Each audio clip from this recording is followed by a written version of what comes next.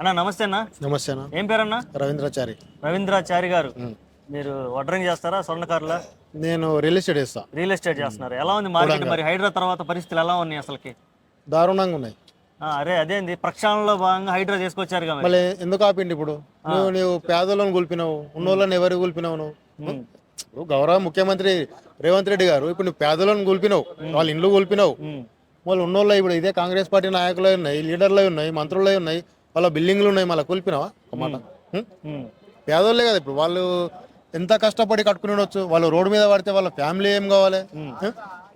ఇప్పుడు ఇదైతే చాలా తప్పు. అది ఎలా అనిపించింది? చేసిన ఫీల్ ఎలా ఉంది? రియల్ ఎస్టేట్ ఎలా ఉంది అసలు? జీరో అయిపోయింది, డౌన్ అయిపోయింది. జీరో అయిపోయింది. ఎలక్షన్ అయితే ఎప్పుడైతే అయిపోయిందో, కాంగ్రెస్ ప్రభుత్వం అధికారంలోకి వచ్చిందో జీరో అయిపోయింది. మరి కన్స్ట్రక్షన్ ఫీల్డ్ మొత్తం జీరో అయిపోతే చాలా రకాల ఇబ్బందులు, అన్ని రకాలకి ఇబ్బంది అవుతుంది కదా. అన్ని రకాల ఇబ్బందులు, అన్ని వ్యవస్థలు ఇప్పుడు జీరో అయిపోయినాయి తెలంగాణలో. అన్ని వ్యవస్థ ఎందుకంటే ఇప్పుడు ట్రావెలింగ్ కానీ, ఎందుకంటే ఇప్పుడు కూలీలు కానీ ప్రతి ఒక్కటి జీరో అయిపోయింది కదా.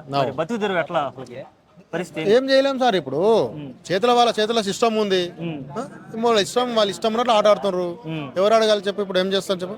ఎవరైనా ప్రశ్నిస్తే వాళ్ళని తీసుకుపోయి లోపలేస్తున్నారు. ఏముంది? ఘోరంగా ఉంది, దారుణంగా ఉంది. ఏముంది చెప్పన? ఏ రంగంలో మంచిగా ఉందని, ఏది మంచిగా ఉందని చెప్పాలి ఒక మాట. రైతుల పరిస్థితి ఎలా ఉంది? రైతుల పరిస్థితి ఏముంది? రైతు బంధు లేదు, రైతు బీమా లేదు, కళ్యాణ లక్ష్మి లేదు. ఇప్పుడు సంవత్సరం అవుతుంది, ఒక్కసారి నేను రైతు భరోసా ఇస్తాను. ఇదే ముఖ్యమంత్రి గారు మరి రైతు భరోసా ఇస్తాను. 7వ సంవత్సరం అవుతుంది. ఏముంది? మళ్ళీ వాళ్ళు ఏం చేయాలి? సంబరాలు వాళ్ళు చేసుకుంటారు ఇక వాళ్ళు. ఇప్పుడు ఎవరైనా దొంగతనం చేసినాక దొంగ అని ఎవరు అనుకుంటారా? లేదు, నేను మంచోనే, దొరికినంత వరకు వాడు దొరనే అంటాడు, దొరికినప్పుడు దొంగ ఒక మాట. ఇప్పుడు సంవత్సరం అవుతుంది, ఒక్కసారి రైతులకు రైతు బంధు వేసినావు, రైతు బీమా ఎవరికి వస్తుందో తెలియదు, కళ్యాణ లక్ష్మి, షాదీ ముబారక్, నీళ్లు, కళ్యాణ లక్ష్మితో పాటు తులం బంగారం కూడా అన్నారు. తులం బంగారం దీనికే లెక్క దిక్కు లేదు. ఇంకా తులం బంగారం ఏడుంది ఇప్పుడు? తులం బంగారం 80,000 తులం ఉంది, ఏడుంది అది? అది పోయిందా? షాదీ ముబారక్ ఎవరికి ఇస్తుండే ఇప్పుడు మీరు కదా? కరెంట్ ఎన్నిసార్లు పోతుంది రోజుకు? ఉచిత కరెంట్ కదా. ఉచిత కరెంట్ ఎన్నిసార్లు పోతుంది రోజుకు? ఎన్నిసార్లు పోతుంది? కరెంట్ లేదు, కరెంట్ పోయేది కదా సార్. ఇప్పుడు రోజుల్లో ఒక 24 hours లో 1 నిమిషం, 2 నిమిషాలు, 5 నిమిషాలు పోతే చాలా గొప్ప అది. ఎందుకంటే ఈరోజు మేము ఒక టీఆర్ఎస్ పార్టీ కార్యకర్త కాదు, ఒక వ్యక్తిగతంగా నేను చెప్తున్నా నేను. ఎందుకంటే మాకు పార్టీ వ్యతిరేక కదా, కాంగ్రెస్ కాదు, టీఆర్ఎస్ కాదు, ఉన్న వాస్తవం మాట్లాడాలి. ప్రజలకు సుభిక్షమైన పరిపాలన, సంతోషకరమైన పరిపాలన టీఆర్ఎస్ పార్టీలో కేసీఆర్ గారు ముఖ్యమంత్రి ఉన్నప్పుడు ఎంత మంచి పరిపాలన ఉండే అంటే అది. ఇప్పుడు ఇంకొకటి, ముఖ్యమంత్రి గారు వాళ్ళ ఆత్మ కూడా తెలుసు ఎప్పుడు ఎట్లా ఉంది, ఇప్పుడు పరిపాలన ఎట్లుందని ఆయన కూడా తెలుసు. ఓకే, ఇప్పుడు కేసీఆర్ గారిని కనుక తీసుకుంటే రాష్ట్రం కోసం ఆమరణ నిరాహార దీక్ష చేసి రాష్ట్రాన్ని సాధించడం జరిగింది. 2 సార్లు ప్రజలు కూడా గౌరవించి ముఖ్యమంత్రిని చేయడం జరిగింది. అంటే మన తెలంగాణ రాష్ట్రానికి కేసీఆర్ గారు అంటే ఒక దైవంగా భావించారు. అటువంటి ఆయన్ని ఇష్టం వచ్చినట్టు మాట్లాడడం, రేవంత్ రెడ్డి గారు అగౌరవంగా మాట్లాడాలి. ఇప్పుడు ఆయనకు తెలవాలి సార్. ఇప్పుడు ఒక ఆయన పెద్ద అయినా 12 సంవత్సరాలు సుదీర్ఘమైన పోరాటం చేసి తెలంగాణ సాధిస్తే నీవు ఒక ఎన్ని ఇప్పుడు ఇంచుమించు 80 years ఉండవచ్చు సార్. తెలంగాణ కేసీఆర్ సార్ 85 ఉండొచ్చు. అంత పెద్ద వ్యక్తి, తెలంగాణ జాతిపిత, తెలంగాణ కోసం పోరాటం చేసి మధ్యలోనే వదిలిపెట్టిపోయిన నాయకులు దొంగలు ఉన్నారు తెలంగాణలో ఇంతకు ముందు. ఈయన ప్రాణాలకు తెగించి సావునోట్ల తలకాయ పెట్టి 12 సంవత్సరాలు సుదీర్ఘమైన పోరాటం చేసి తెలంగాణ ఇస్తే నువ్వు ఒక వయసులో పెద్ద ఆయన పట్టుకొని నోటుకు వచ్చినట్లు మాట్లాడుతున్నావు.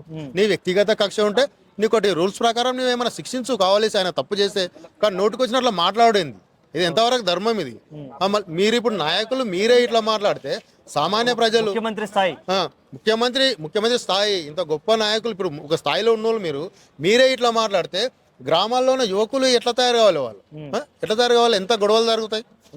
మిమ్మల్ని చూసి సమాజం నేర్చుకోవాలంటే గివే మాటల లాగులో తొండలేడుస్తా, పేగులు తీసి మెడకేసుకుంటా, గుడ్లు తీసి గోళీలాడుతా ఒక ముఖ్యమంత్రి మాట్లాడినా సార్?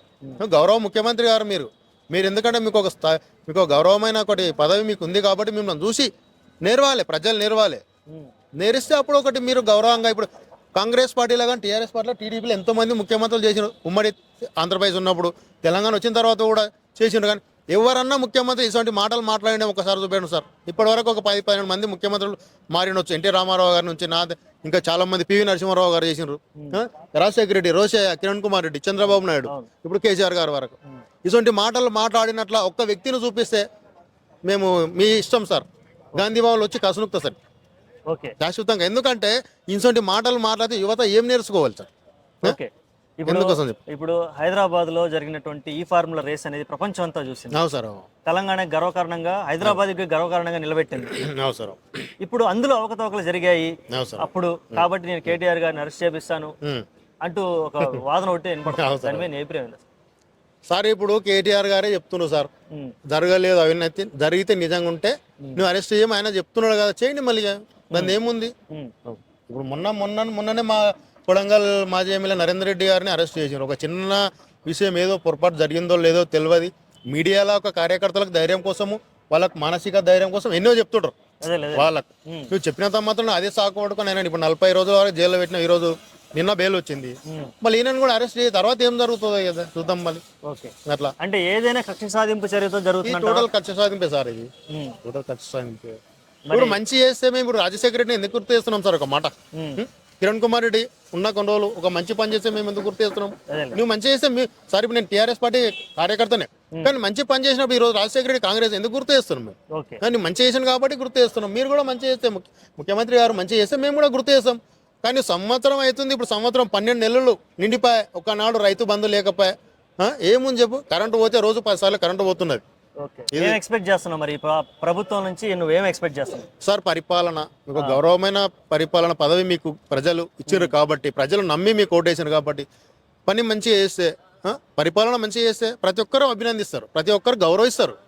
అట్లా సార్ ఇప్పుడు ఎందుకంటే ముఖ్యమంత్రి గారు మా కొడంగల్ నియోజకవర్గం నుంచి ఆయన సీఎం అయిండు. గొప్ప విషయం ఏంటంటే కొడంగల్కు సీఎం పదవి ఇచ్చారు సార్, మేము కూడా గౌరవిస్తాం ముఖ్యమంత్రి గారు. ఎందుకంటే ఒకప్పుడు మినిస్టర్ కూడా రాని మా కొడంగల్కు ముఖ్యమంత్రి పదవి ఇచ్చినట్టు మేము కూడా గౌరవిస్తాం.